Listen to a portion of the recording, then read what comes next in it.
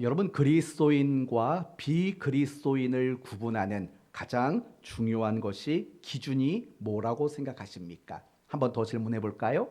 그리스도인과 비그리스도인을 구별하는 가장 좋은 기준은 무엇일까요? 어떤 신학자는 이렇게 말했습니다. 그 기준점은 바로 감사의 유무에 있다라고 말하는 거예요. 그리스도인은 감사하고 비그리스도인은 감사하지 못한다라는 말인 겁니다. 정말 감사가 이러한 것들을 구분하는 기준이 될 거라고 생각하십니까? 그것만은 아닌 것 같습니다. 그런데도 불구하고 그렇게 말하는 이유는 이런 겁니다. 우리 그리스도인들이 가지는 가장 특별한 특징, 그게 바로 감사이기 때문이라고 생각합니다. 맞습니다. 그리스도인에게 나타나는 가장 큰 특징은 언제 어디서나 하나님께 감사하는 그 감사함이라고 말할 수 있는 겁니다. 그렇다면 여러분에게는 이 감사라는 특징이 있습니까? 여러분은 매일매일의 삶 속에서 감사하는 삶을 살아가고 계십니까?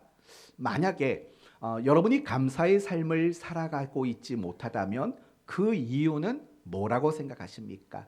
혹시 환경, 현실, 내게 주어진 어떤 열악한 조건들, 과연 그런 것들 때문에 우리가 감사하지 못하고 살아가고 있는 것이 맞을까요?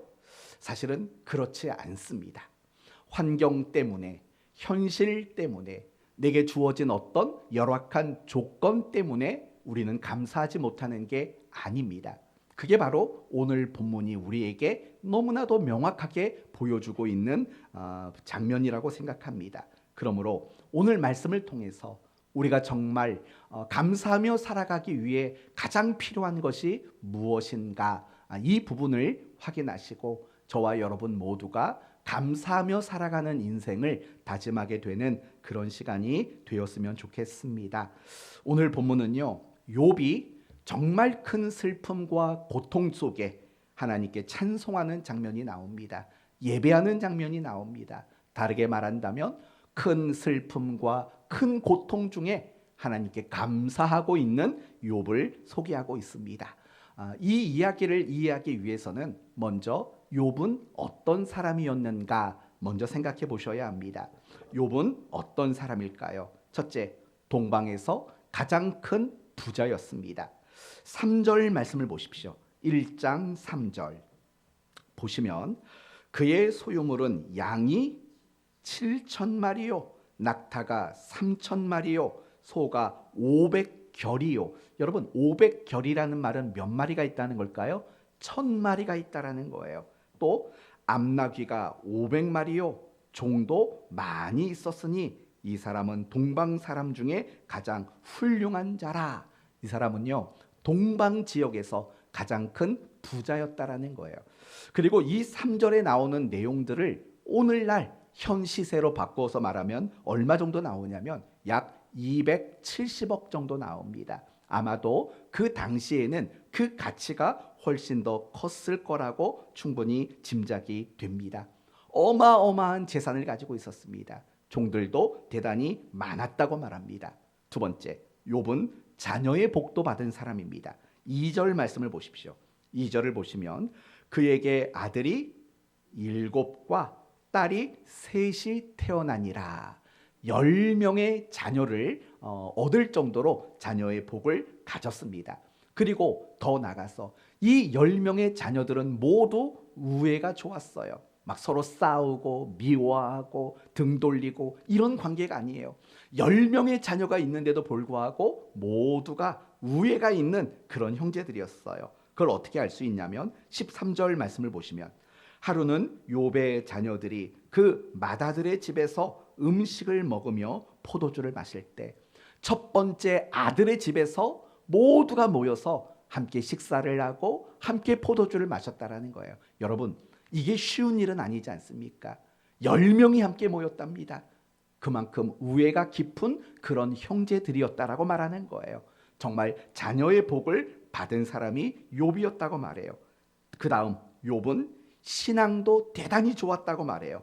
1절 말씀을 보시면 우스 땅에 욥이라 불리는 사람이 있었는데 그 사람은 온전하고 정직하여 하나님을 뭐하며 경외하며 어디에서 떠났다고요? 악에서 떠난 자다. 이렇게 말을 해요. 정말 신앙이 좋았대요. 15절 말씀도 보세요. 5절입니다. 5절.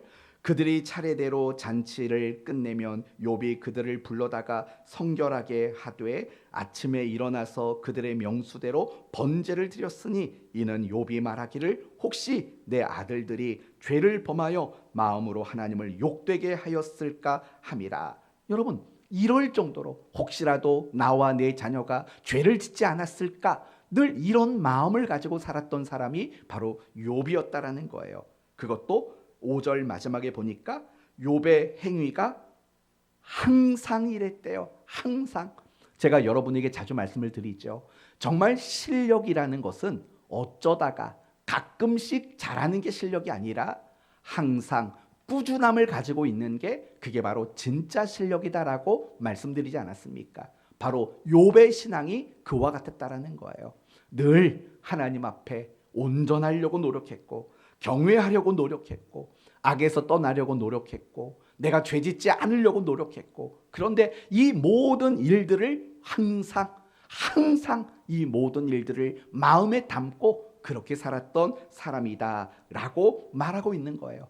도덕적으로, 윤리적으로, 신앙적으로 누구와 비교해도 비교가 되지 않을 정도로 너무 뛰어난 신앙을 가진 사람이었다. 그렇게 말하고 있는 거죠.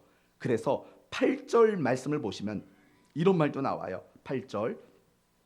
여호와께서 사탄에게 이르시되 네가 내 종 욥을 주의하여 보았느냐? 그와 같이 온전하고 정직하여 하나님을 경외하며 악에서 떠난 자는 세상에 없느니라. 지금 여러분, 하나님이 욥에 대해서 누구에게 자랑을 하고 있어요? 사탄에게까지 자신의 욥을 그렇게 자랑하고 있는 모습들이 나타나고 있는 거예요. 이만큼 욥의 신앙은 너무 탁월하고 너무 훌륭했다라는 거예요. 저는 여러분 모두에게 욥에게 임한 이런 모든 축복들이 임하게 되기를 바라요. 여러분 재물로도 축복받기를 바랍니다. 그리고 여러분의 자녀들에게도 하나님의 축복이 임하게 되기를 바랍니다. 그리고 무엇보다 여러분에게 축복하고 싶은 것은요, 여러분의 신앙을 하나님이 축복해 주셔서 욥과 같은 그런 신앙인으로 여러분이 더 많이 세워지게 되기를 그렇게 축복하기를 원합니다. 이 욥이 받은 모든 축복을 여러분 받게 되기를 예수님의 이름으로 축원드립니다. 그렇다면 이제 생각할 것은 뭐냐면 욥이 당한 큰 슬픔과 고통은 과연 무엇이었을까? 이 부분을 생각해 봅시다. 먼저 첫 번째, 재산과 종을 잃었어요. 재산과 종을 잃었어요. 15절 말씀을 보시면 스바 사람이 갑자기 이르러 그것들을 빼앗고 칼로 종들을 죽였나이다. 지금 이 욥이 가지고 있는 많은 가축들을 빼앗았대요. 그리고 많은 종들이 죽고 말았다고 말하는 거예요. 또 16절, 그가 아직 말하는 동안에 또 한 사람이 와서 아뢰되 하나님의 불이 하늘에서 떨어져 양과 종들을 살라 버렸나이다. 이런 일들이 지금 일어나고 있다라는 거예요.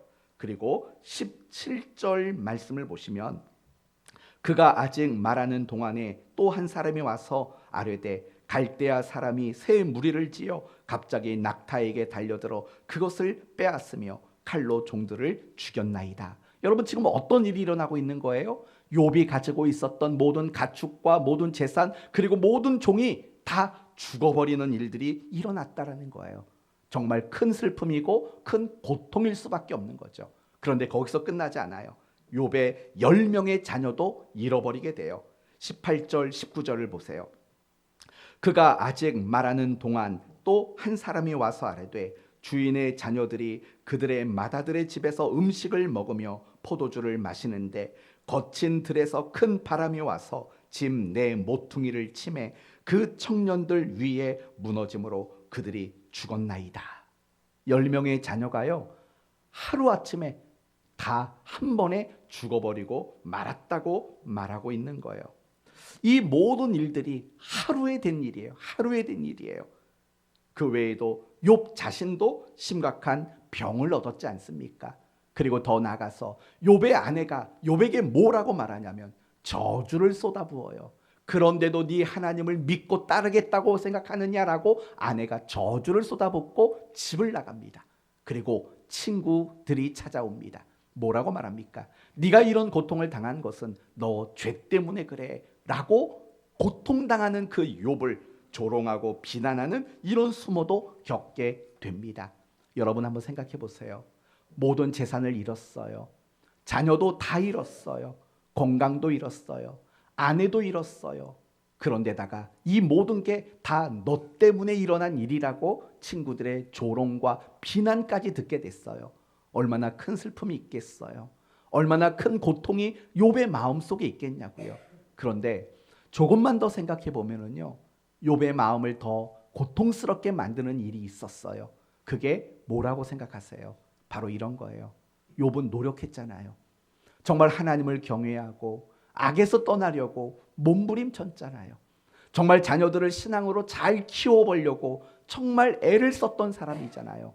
그런데 이 모든 게 하나님이 하셨다라고 생각한 그 마음이 얼마나 배신감이 느끼겠냐고요. 한번 그렇게 생각 안 드세요? 여러분이 정말 신앙생활을 열심히 했어요. 최선을 다해서 충성했어요. 노력했어요. 그런데 여러분에게 이런 고통과 이런 슬픔이 찾아온다면 하나님께 대한 배신감이 들지 않겠냐고요. 충분히 그런 배신감이 들 수 있을 거라고 생각이 들어요.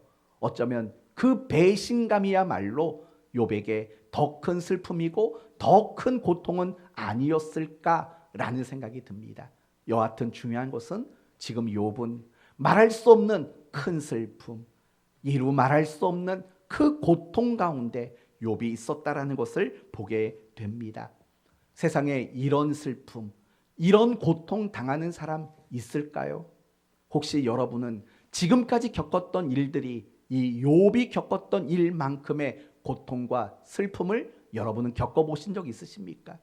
여러분 주변에서 욥과 같은 고통과 슬픔을 겪고 있는 사람 보신 적 있으십니까? 물론 여러분도 지금까지 인생을 살면서 슬픔을 당해본 적이 있겠지요. 여러 가지 상황으로 인해서 고통을 당해본 적이 있겠지요. 그러나 미안한 얘기지만 욥이 당한 이 슬픔, 욥이 당한 이 고통에 비하면 사실은 별거 아닌 고통이었고 별거 아닌 슬픔이었던 거 아니겠습니까? 여러분 중에 재산을 다 잃어본 적이 있는 분 계십니까? 여러분 가운데 자녀를 다 한날 잃어버린 경험이 있는 분 혹시 계십니까?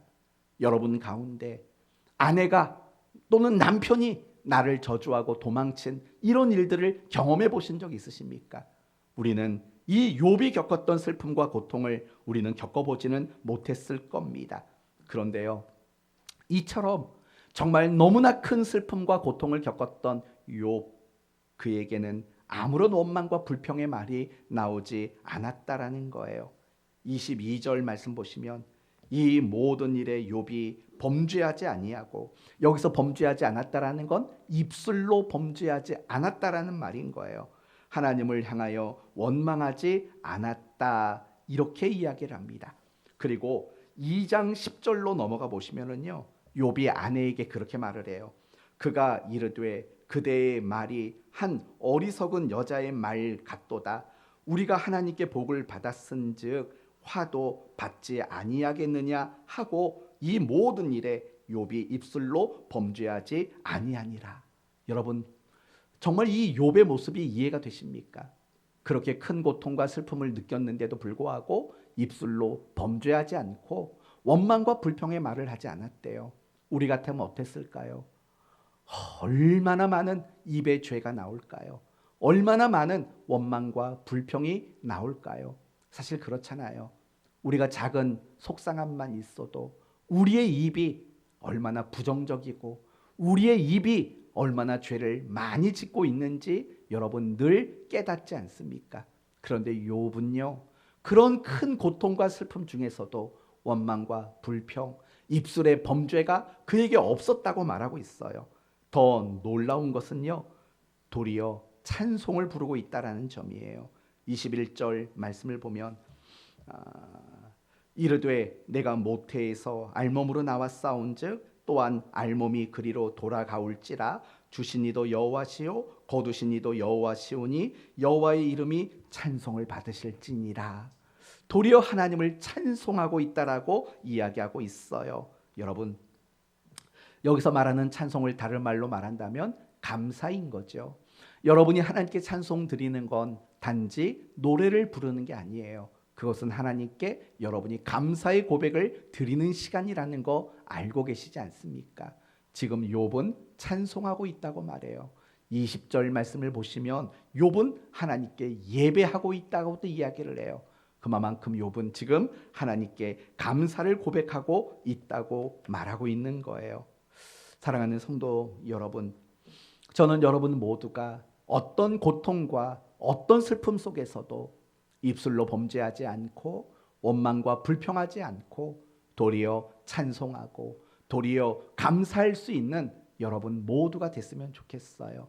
왜냐하면요, 하나님 앞에 감사할 수 있는 그리스도인이야말로 가장 훌륭하고 가장 성숙한 그리스도인이라고 말할 수 있기 때문에 그래요.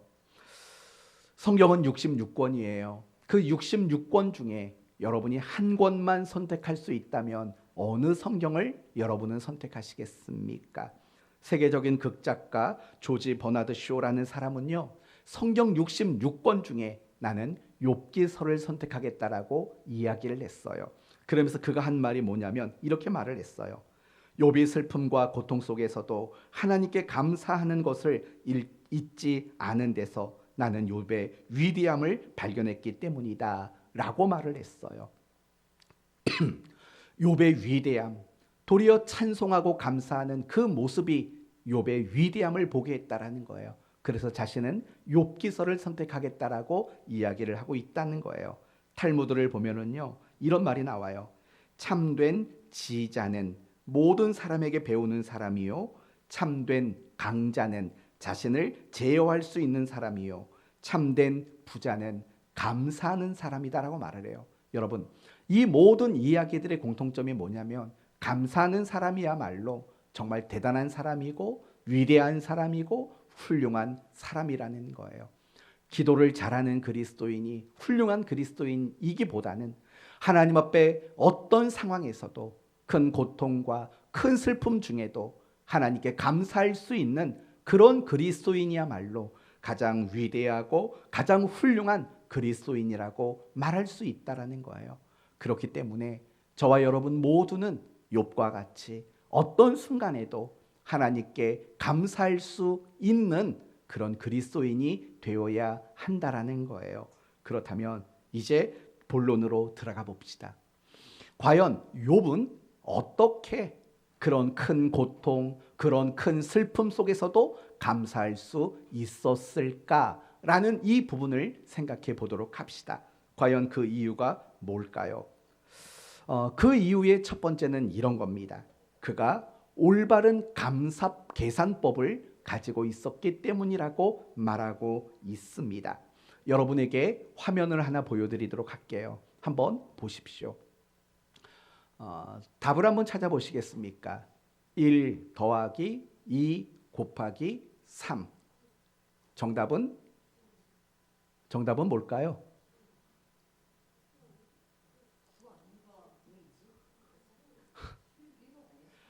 9일까요? 7일까요?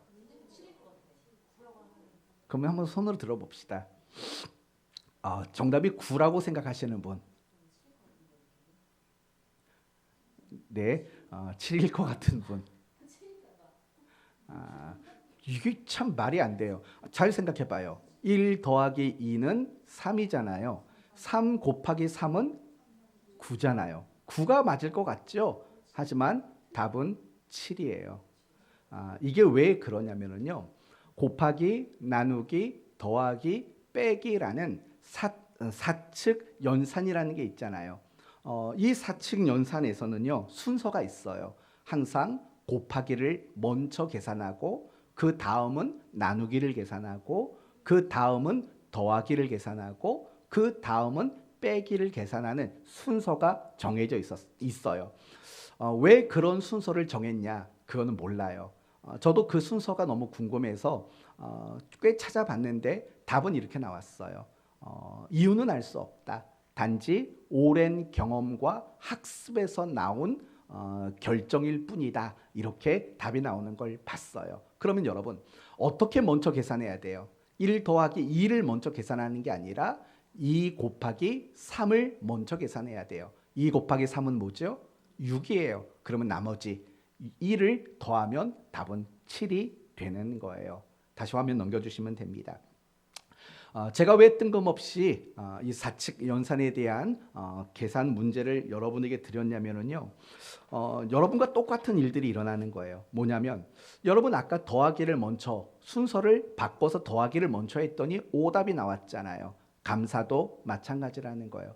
무엇을 먼저 계산하느냐, 그거에 따라서 감사가 나올 수 있는 거고 원망이라는 것이 나올 수 있게 되기 때문에 말씀을 드린 거예요. 맞아요.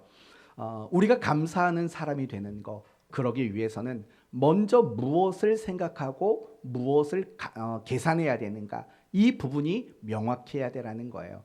욥이 그런 큰 고통과 슬픔 속에서 감사할 수 있었던 거, 바로 그것이 올바른 감사의 계산법을 그는 알고 있었기 때문이라는 거예요. 그렇다면 욥이 가지고 있었던 감사의 계산법은 과연 뭘까? 21절 말씀을 다시 보세요. 21절. 이제 이 구절이 조금 더 눈에 들어올 거예요. 21절. 내가 모태에서 알몸으로 나왔사온즉 이라고 말해요. 여러분 여기서 알몸으로 나왔다라는 말은 무슨 뜻일까요? 아무것도 가지고 나온 것이 없대요. 당연한 거 아니겠어요? 여러분 태어날 때 뭘 가지고 태어나는 사람은 절대로 존재하지를 않아요. 아무도 가지고 태어나는 사람이 없어요. 그리고 중요한 것은 또 그 다음에 뭐라고 말하냐면 또한 알몸이 그리로 돌아간대요. 이 말은 이런 뜻이죠. 죽을 때에도 아무것도 가져갈 수 있는 것이 없다. 이렇게 이야기하고 있어요. 왜냐하면요, 내 것이 아니기 때문에 가지고 갈 수 있는 것이 하나도 없어요. 그러면서 욥이 하는 말이 뭐하냐면 이런 말을 하죠. 주신 이도 여호와시요 거두신 이도 여호와시오니 라고 말을 해요. 여러분 이거 잘 생각해 봐요. 태어날 때도 아무것도 안 갖고 왔어요. 죽어도 아무것도 가져갈 수 없어요. 그러면 태어나서 죽을 때까지 이 땅에서 우리가 가지고 누리고 쓰며 살아가는 이 모든 것들은 누가 주셨다라는 거예요? 하나님이 주셨다라는 거예요. 그래서 주신 이도 여호와시요 취하신 이도 여호와시니라는 말이 나오는 거예요. 다시 말하면 우리가 이 땅에 태어날 때 하나님은 우리에게 쓸 것들을 주셨다라는 거예요. 그리고 우리가 죽는 그날 하나님은 우리에게 빌려주셨던 것들을 다시 가지고 가신다라고 그렇게 욥은 이야기하고 있다라는 거예요. 여러분 결국 욥이 말하고자 하는 건 뭐냐면 자신이 지금까지 가지고 누리며 행복하고 기뻤던 모든 것들이 다 하나님의 것이었다라는 거예요. 더 정확히 말한다면 하나님이 내게 잠시 렌트해 주신 거예요. 렌탈해 주셨다라는 거예요. 잠깐 빌려주신 것들이었다라고 말하고 있는 거예요.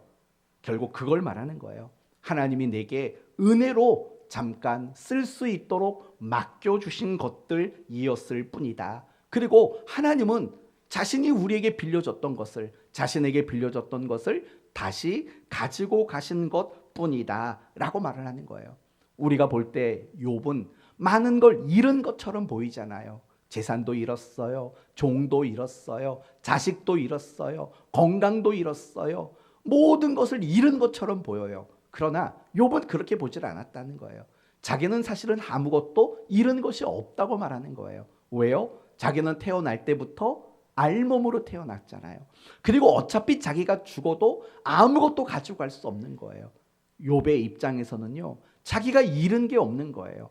자기가 손해본 게 없는 거예요. 도리어 아직도 하나님의 은혜로 맡겨주신 것들이 너무 많다라는 거예요. 숨을 쉬고 있잖아요. 생명을 가지고 있잖아요. 온몸이 병들어 있지만 팔다리가 있고 볼 수 있는 눈이 있고 냄새를 맡을 수 있는 코가 있고 말할 수 있는 입이 있잖아요. 생각할 수 있는 두뇌가 있고 여전히 자기는 알몸으로 아무것도 가지고 온 것이 없음에도 불구하고 여전히 나는 하나님이 빌려주셔서, 은혜로 빌려주셔서 그것을 누리고 있는 것이 여전히 남아있다라고 고백하고 있다라는 거예요. 핵심이 뭔지 아세요?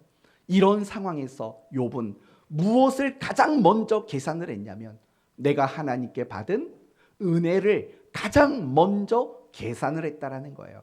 만약에 이 욥이라는 사람이요, 내가 잃어버린 것들만을 먼저 계산했다면 그는 결코 감사가 나오지 않았을 거예요.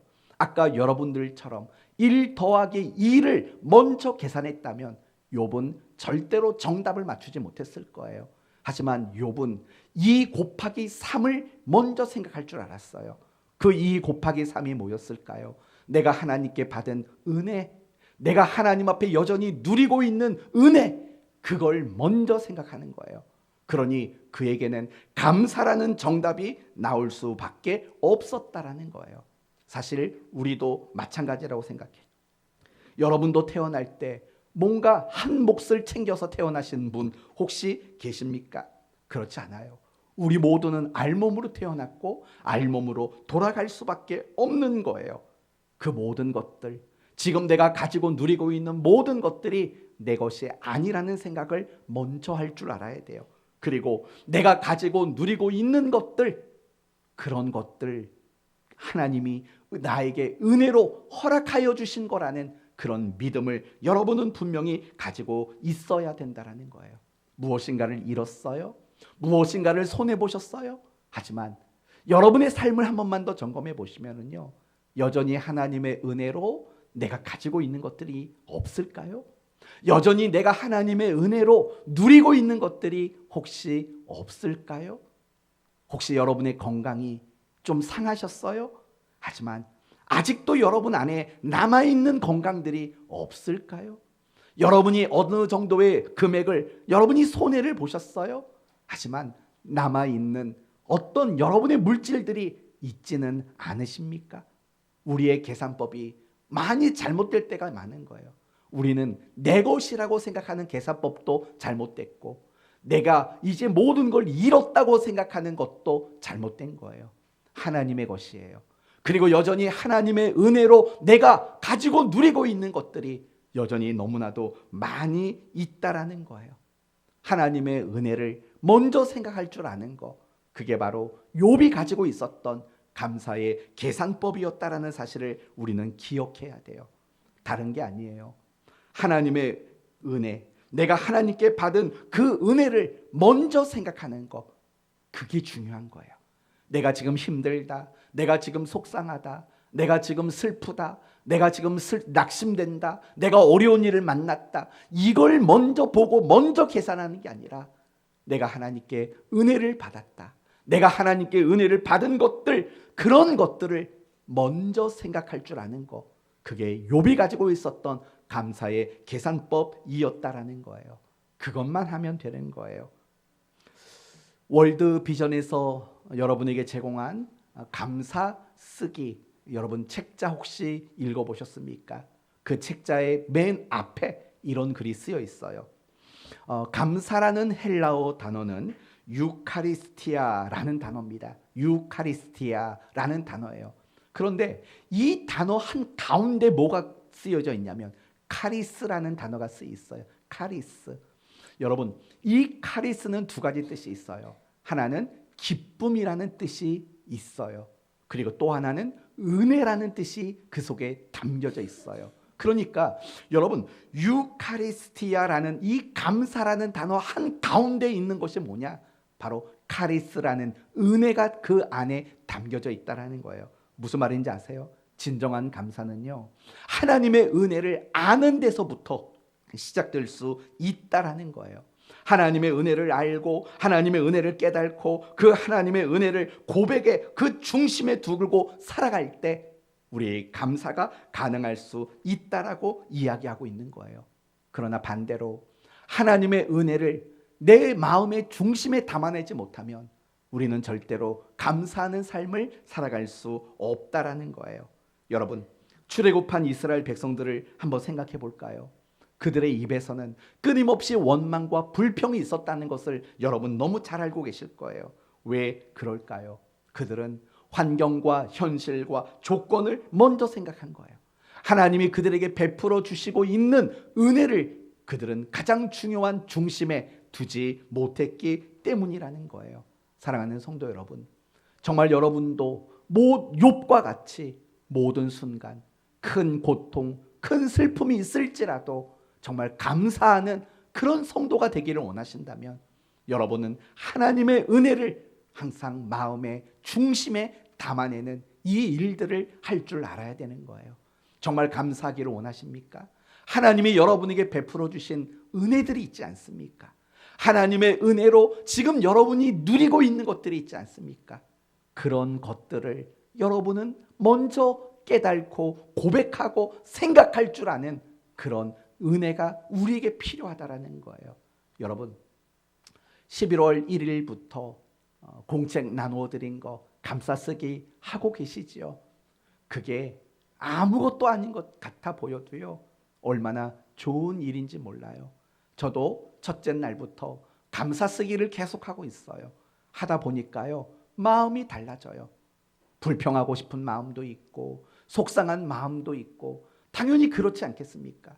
그런데 그 감사쓰기를 한 줄 한 줄 채워가다 보면은요, 그 속상함을 이길 수 있는 그런 은혜가 생기더라고요. 여러분도 마찬가지라고 생각해요. 적어도 이 한 달만큼이라도 여러분 그 감사 노트에다가 여러분이 정말 하루하루마다 그 감사를 쓸 수 있는 그런 결단을 하시고 여러분 모두가 함께 동참할 수 있었으면 좋겠어요. 여러분이 하나님의 은혜를 아는 그 일에서부터 여러분 모두는 진정 감사의 사람이 될 수 있는 거예요. 그것이 바로 욥이 가지고 있었던 감사 계산법이었다라는 거예요.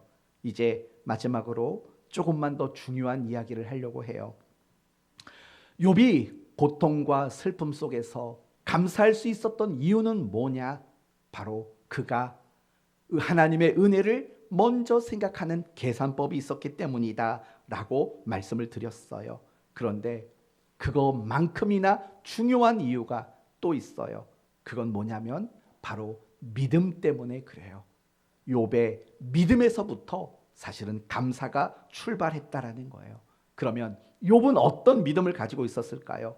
주신 이도 여호와시요 취하신 이도 여호와시니 모든 것이 하나님의 것이라는 그런 믿음이 있었어요. 그리고 그 속에는 이런 믿음도 담겨 있어요. 하나님이 나를 사랑하신다라는 그 믿음도 그 속에 담겨 있어요.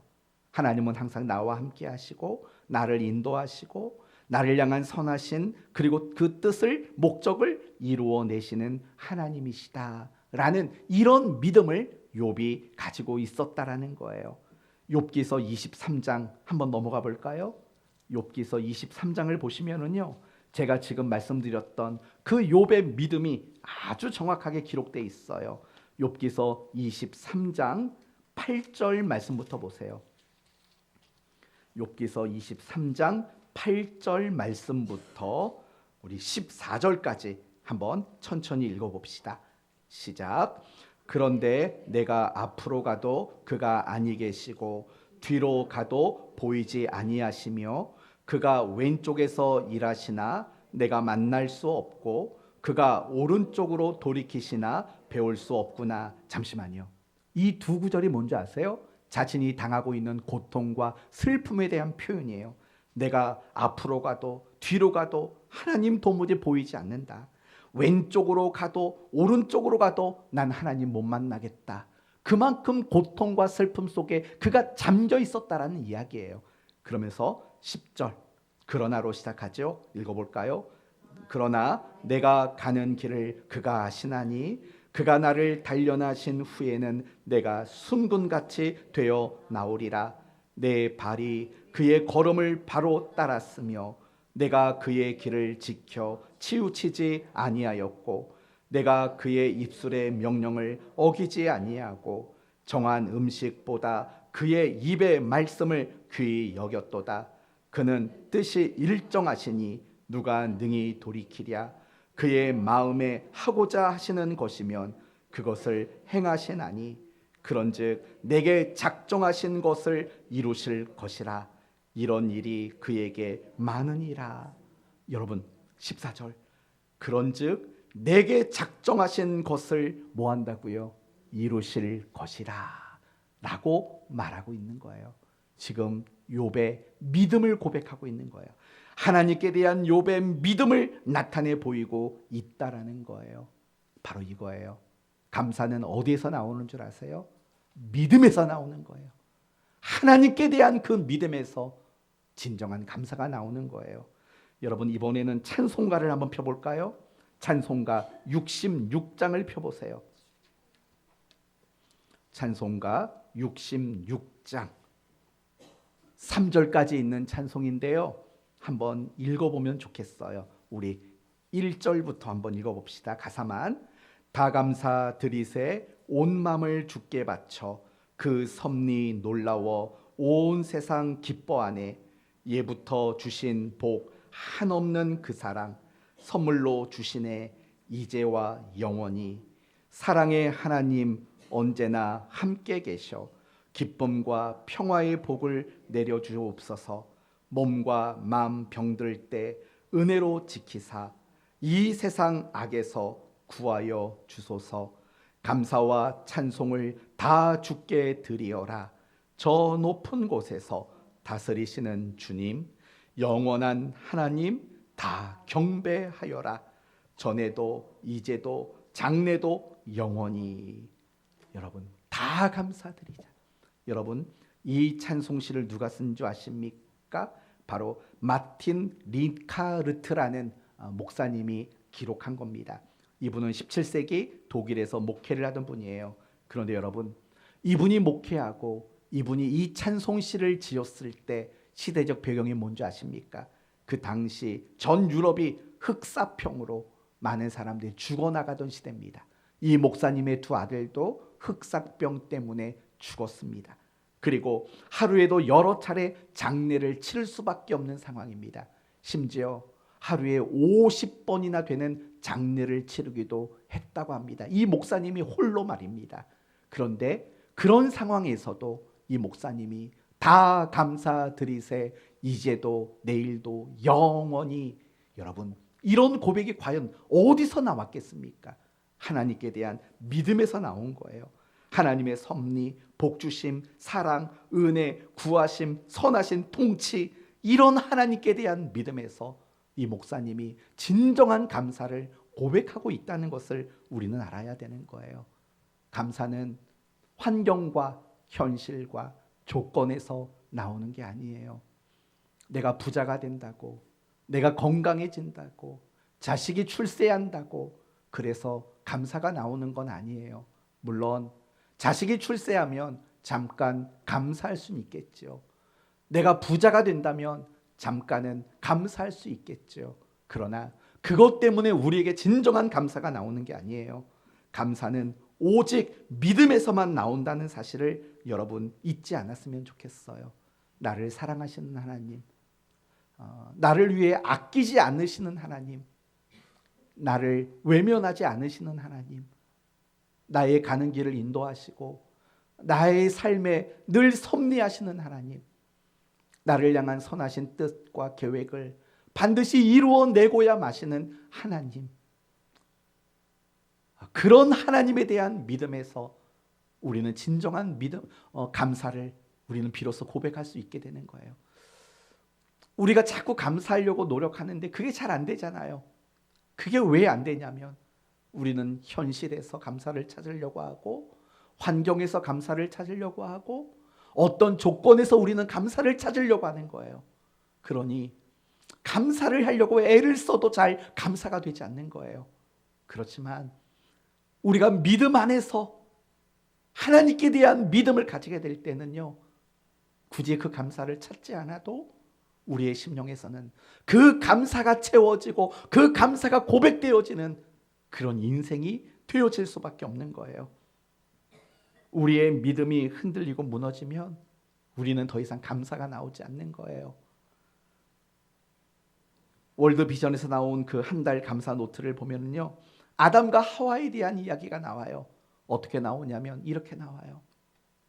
아담과 하와가 왜 감사를 잃었을까? 어느 날 뱀이 찾아왔다는 거예요. 뱀으로 가장한 사탄이 찾아온 거죠. 이렇게 말합니다. 선악을 알게 하는 나무의 실과 따먹어라. 먹으면 눈이 밝아진다. 그거 먹으면 하나님처럼 된다. 라고 말을 했다라는 거예요. 그 말을 듣고 아담과 하와는 이런 생각이 들었다는 거예요. 내가 저 열매를 따먹으면 지금보다 내가 더 나아질 텐데 그걸 하나님이 지금 막고 있다고? 그럼 하나님은 은혜로운 분이 아니시고 나를 사랑하고 있지 않는 게 아니야? 라는 의심이 들었다라는 거예요. 하나님께 대한 신실한 믿음이 드디어 깨지고 만 거예요. 그래서 그들에게는요, 감사가 무너지고 말았다라고 이야기를 해요.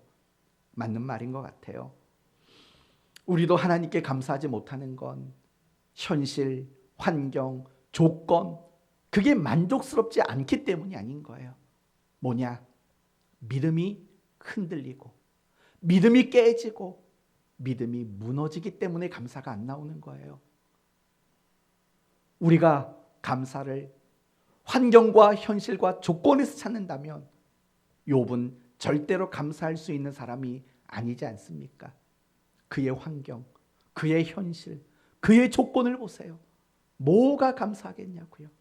그러나 욥은 나의 가는 길을 오직 그가 아시나니 그가 계획하신 것을 이루어내시는 분이심을 나는 안다 라는 그 믿음을 가졌을 때 말도 안 되는 고통, 정말 말도 안 되는 슬픔 속에서도 그가 그렇게 감사하며 찬송하고 예배할 수 있는 사람이 될 수 있었다라는 거예요. 저는 여러분 모두가 감사를 믿음에서 시작했으면 좋겠어요. 하나님이 여러분을 얼마나 사랑하는지, 하나님이 여러분을 얼마나 붙들고 계시는지, 하나님이 여러분을 향해 얼마나 시선을 떼지 못하고 있는지, 여러분을 얼마나 아끼는지, 여러분을 얼마나 선하게 인도해 가시는지 그 믿음에서 감사를 찾아내시기 바라요. 그러면 여러분은 욥과 같은 감사의 사람이 될 거예요. 저는 이 말씀을 준비하면서 하나님께 이렇게 기도했어요. 하나님, 우리 성도들의 믿음을 도와주십시오. 하나님, 우리 성도들의 믿음을 하나님이 좀 이끌어 주십시오. 라고 기도했습니다. 여러분도 그랬으면 좋겠어요.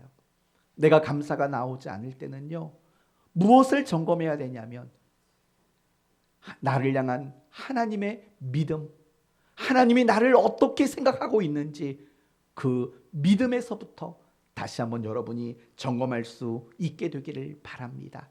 그래서 믿음에서 감사가 나온다는 이 사실을 기억하셔서 항상 여러분의 믿음을 잘 세워나가는 여러분이 됐으면 합니다. 이제 말씀을 마치겠습니다.